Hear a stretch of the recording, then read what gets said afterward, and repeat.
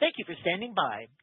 At this time, I would like to welcome everyone to the Atmos Energy Corporation Fiscal 2026 First Quarter Earnings Conference Call. All lines have been placed on mute to prevent any background noise. After the speaker's remarks, there will be a question-and-answer session. If you would like to ask a question during this time, simply press star followed by the number 1 on your telephone keypad. If you would like to withdraw your question, press star 1 again. Thank you. I would now like to turn the call over to Dan Mazier, Vice President of Investor Relations and Treasurer. You may begin. Thank you, Jeannie. Good morning, everyone, and thank you for joining us. With me today are Kevin Akers, President and Chief Executive Officer, and Chris Forsythe, Senior Vice President and Chief Financial Officer. Our earnings release and conference call slide presentation, which we will reference in our prepared remarks, are available at atmosenergy.com under the Investor Relations tab. As we review our financial results and discuss further expectations, please keep in mind that some of our discussion might contain forward-looking statements within the meaning of the Securities Act and the Securities Exchange Act. Our forward-looking statements and projections could differ materially from actual results. The factors that could cause such material differences are outlined on slide 29 and are more fully described in our SEC filings. I will now turn the call over to Kevin. Thank you, Dan. Good morning, everyone, and thank you for joining us today. I want to begin today's call by thanking every one of our Atmos Energy employees for their preparation, focus, and dedication in safely providing natural gas service to our customers and communities during the very challenging weather conditions of Winter Storm Fern, and for their dedication throughout the year to execute upon our system modernization strategy as we continue our journey toward our vision to be the safest provider of natural gas services.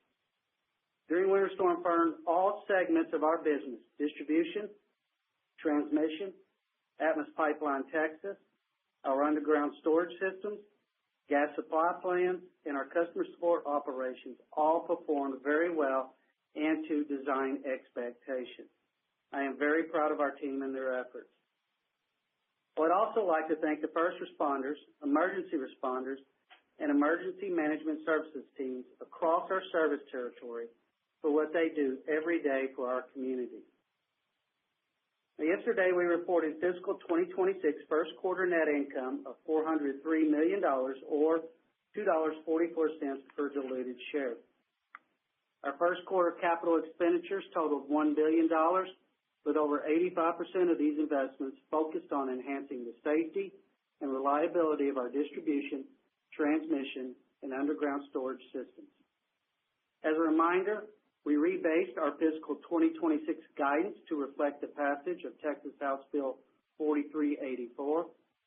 As we stated on our November earnings call and in our investor material, our rebased fiscal 2026 earnings per share guidance is in the range of $8.15 to $8.35 per share.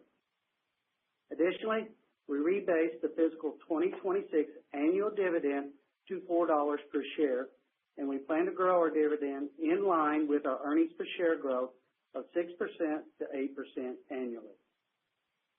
Moving to our Atmos Pipeline Texas division, we achieved several project milestones during the first quarter. We completed the installation of approximately 55 miles of 36-inch pipeline from APT's Bethel Storage Facility to our Groesbeck compressor station. This provides additional pipeline capacity to transport gas from our Bethel storage into the growing DFW Metroplex and the Interstate 35 corridor between Waco and Austin. We continue to work on Phase 2 of APT's Line WA Loop project as we have placed 13 miles of this project into service. As a reminder, this project is designed to install approximately 44 miles of 36-inch pipeline to the west of Fort Worth to support growth in this area of the DFW Metroplex. The remaining 31 miles is expected to be placed in service this spring. In addition to the enhanced supply capacity of those projects, we completed a project that more than doubles the takeaway capacity at our Bethel Salt Dome storage facility, providing additional peak day deliverability into the APT system for our LDC customers. Finally, we enhanced APT supply optionality, reliability, and system versatility with the completion of 2 interconnect projects, adding 700,000 MCF per day of additional natural gas supply to the APT system. Across our service territories, we continue to see steady customer growth. For the 12 months ending December 31, 2025, we added nearly 54,000 new customers, with approximately 42,000 of those new customers located here in Texas. And during the first quarter, we added over 1,100 commercial customers and 3 new industrial customers. This continued demand from all customer classes demonstrates the value and vital role natural gas plays in economic development across our service territory. The Texas Workforce Commission reported that at the end of December that the seasonally adjusted number of employees was 14.3 million. Texas once again added jobs at a faster rate than the nation over the last 12 months ending December 2025. Our customer support associates and service technicians continue to provide exceptional customer service, achieving customer satisfaction ratings of 98% for the quarter.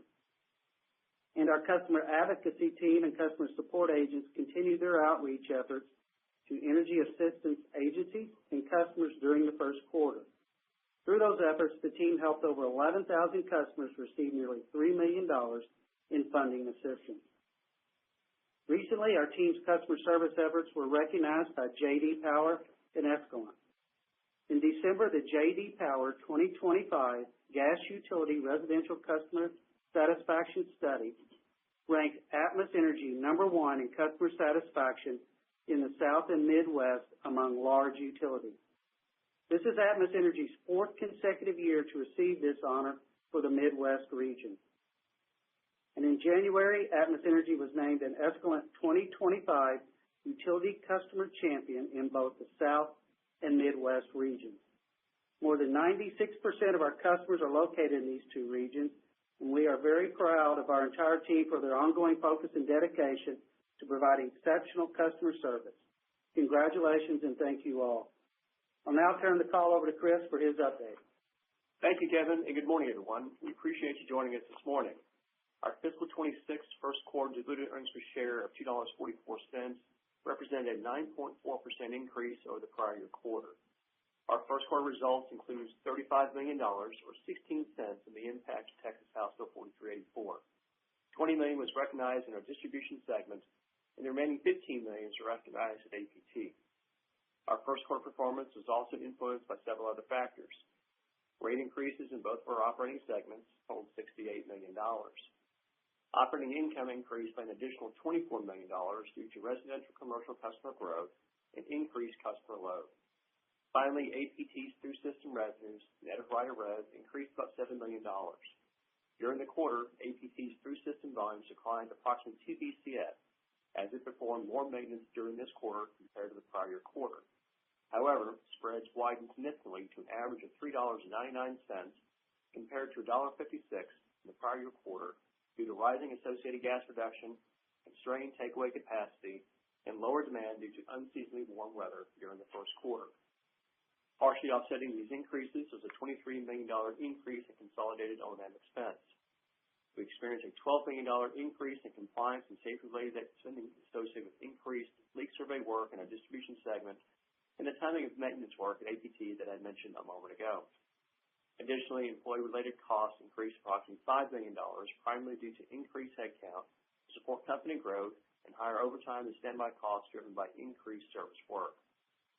From a regulatory perspective, since the beginning of the fiscal year, we have implemented $123 million in annualized operating income increases in our distribution segment. Currently, we have 5 filings in progress seeking approximately $81 million in annualized operating income increases, and we plan to make an additional filing this fiscal year seeking approximately $400 million in annualized operating income increases. During the quarter, we completed over $1 billion of long-term debt and equity financing, highlighted by the $600 million long-term debt financing we completed in October 2025. Additionally, we settled $417 million in equity forward agreements. Our equity capitalization as of December 31st was 60%, and we do not have any short-term debt outstanding. We also had $4.6 billion in available liquidity. This amount includes approximately $1.1 billion in net proceeds available under existing forward sale agreements which is expected to satisfy the remainder of our anticipated fiscal 26 equity needs and a portion of our anticipated equity needs for fiscal 27. Our first quarter performance has us well positioned to achieve our rebased fiscal 26 earnings per share guidance in the range of $8.15 to $8.35 per share. And we remain on track to achieve our capital spending plan of $4.2 billion. Thank you for your time this morning. I will now open the call for questions. At this time, I would like to remind everyone, in order to ask a question, press star, then the number 1 on your telephone keypad. And your first question comes from Julien Dumoulin-Smith with Jefferies. Please go ahead. Hey, good morning, team. Nicely done, I got to say, as always. And thank you for the time. Maybe just to kick things off, you just commented in your remarks and in the queue here about the $35 million benefit for the quarter. Can you talk a little bit about how we should think about that ratably through the year here and just ultimately what that might imply as you think about like an annualized benefit relative to the guidance you guys gave? Seems like it puts you guys in a good place. I'd love to get your thoughts. Yeah, good morning, Julian. Thank you, and thank you for joining us this morning. And yes, we're off to a good start for the fiscal year. You know, as we talked about before, the influence or the impact of the deferrals under House Bill 4384 will be influenced by the timing of our spending, the timing of project closings, and the underlying operational activities of the company. So it's, you know, right now off to a good start, $35 million quarter over quarter, and we are still holding firm right now on our earnings per share guidance of $8.15 to $8.35, and we'll see what the second quarter brings for us. Got it. But just putting that a little bit further, would you assume that that's a good run rate, at least for the purpose of this year? I know it's CapEx timing driven. Any reason why you wouldn't, for the purpose of our conversation, start to do that, or at least do some kind of ratio relative to CapEx against annualized targets? I think it's going to depend upon the flow of spend in the quarter. You know, as we've had here the last couple of weeks, very busy, operationally focused around, supporting Winter Storm Fern, so construction activities were down a little bit. Obviously, we're now beginning to ramp that back up. And I think it'd be dangerous to say take 35 and multiply by 4.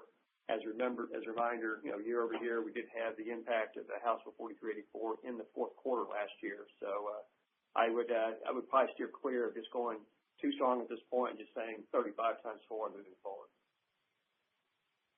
Yeah, no, fair enough. And then just as it pertains to the winter storm, I mean, obviously folks are zeroed in on and certainly cognizant of the impact to customers. How do you think about the preliminary financial impacts here, if you can break that down a little bit? I mean, obviously there's the working capital consideration, and ultimately there's a few other moving pieces. Do you care to elaborate a little bit further, just given the history? Yeah, Julia, maybe rephrase your question because I'm not quite following you there where you're talking about gas costs. Yeah, I was thinking about just the balance sheet and the earnings impact from the winter storm in the last couple of weeks cumulatively. Yeah, so let's start with the winter storm itself. It was very significant. As you saw, the icing across all of the country. I think 40 states were impacted at one point by the storm. But the storm was not nearly as significant as Uri. I think the upstream supply, as we reported, and I think you'll hear from some of the other folks that do upstream of us, supply performed very well. We had minimal supply issues, and what we did have, we were able to backfill with storage itself to keep a steady and reliable supply of natural gas flowing.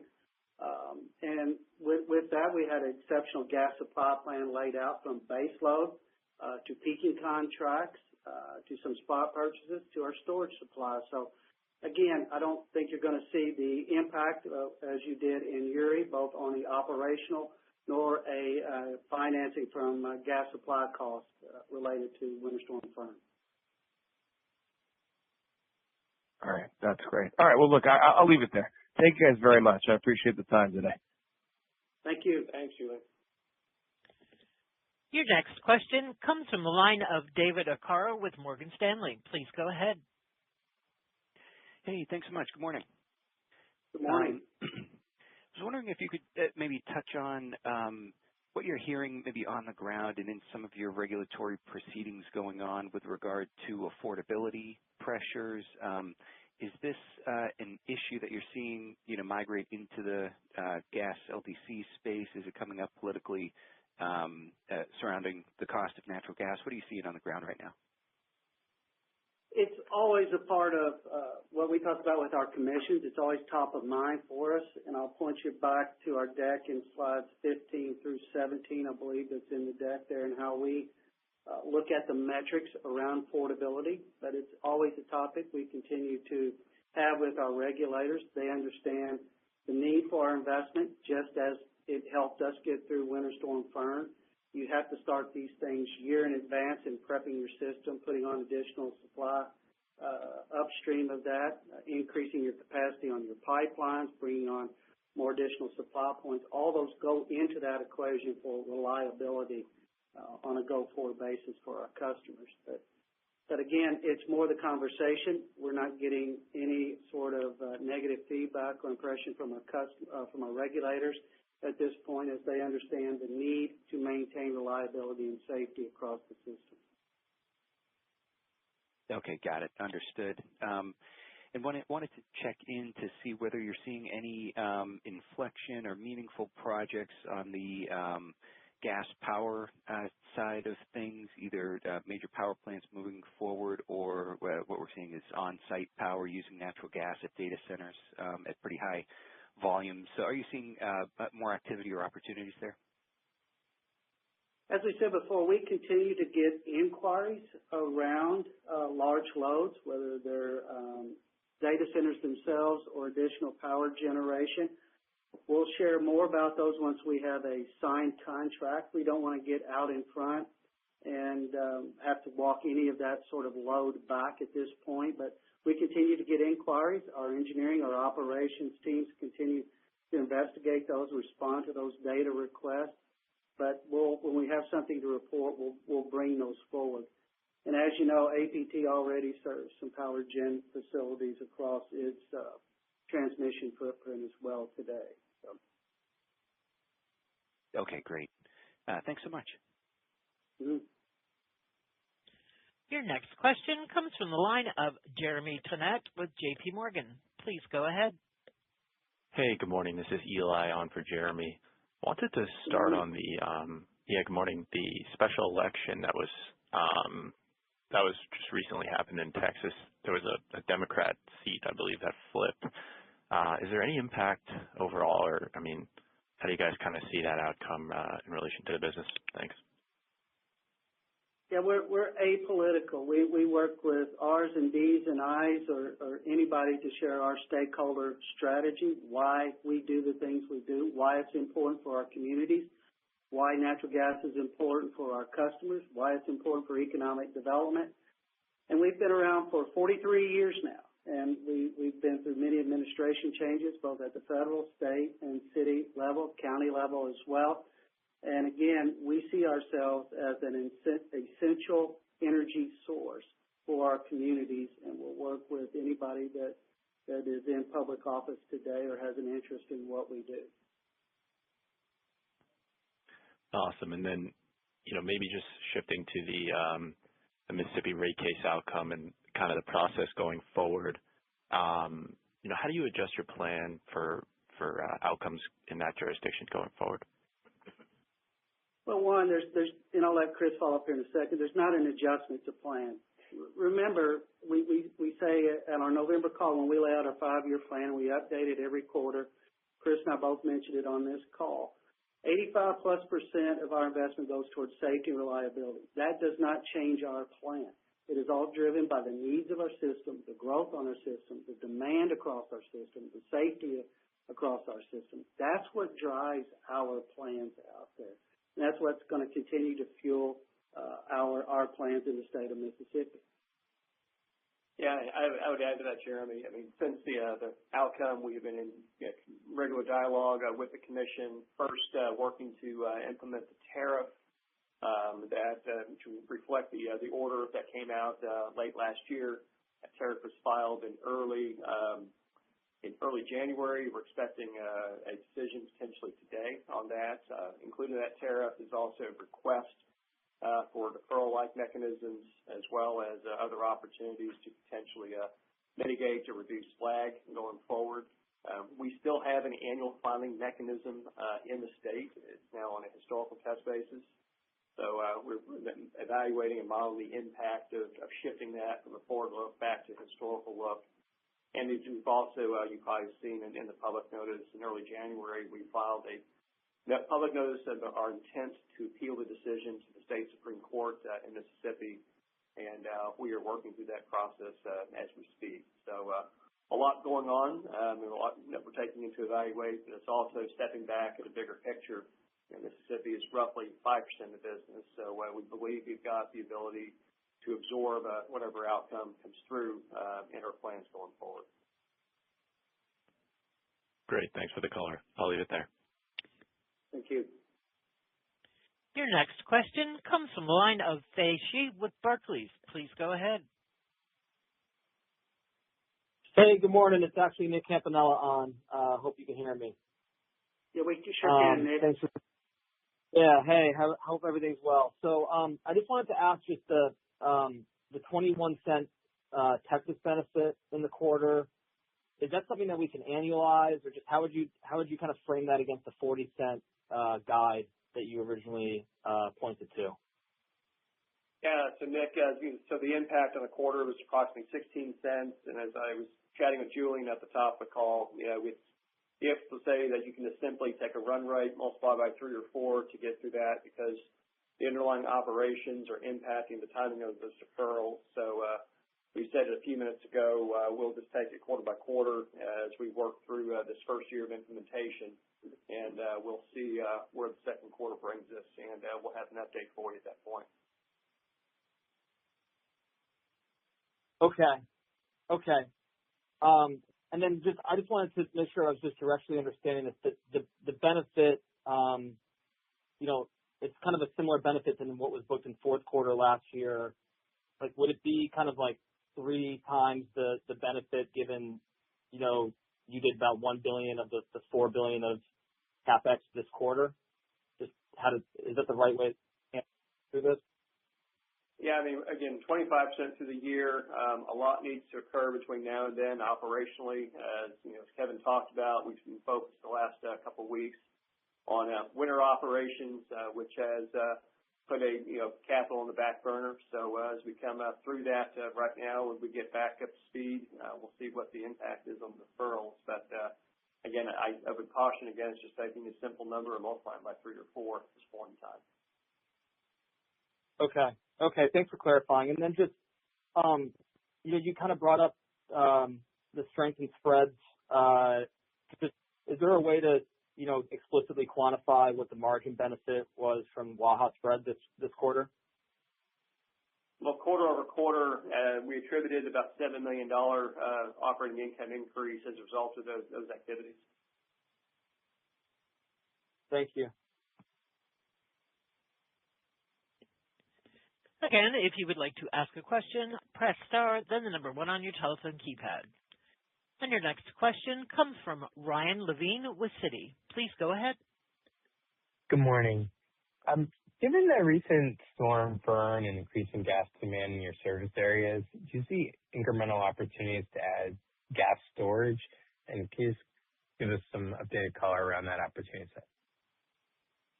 Yeah, good morning, Ryan.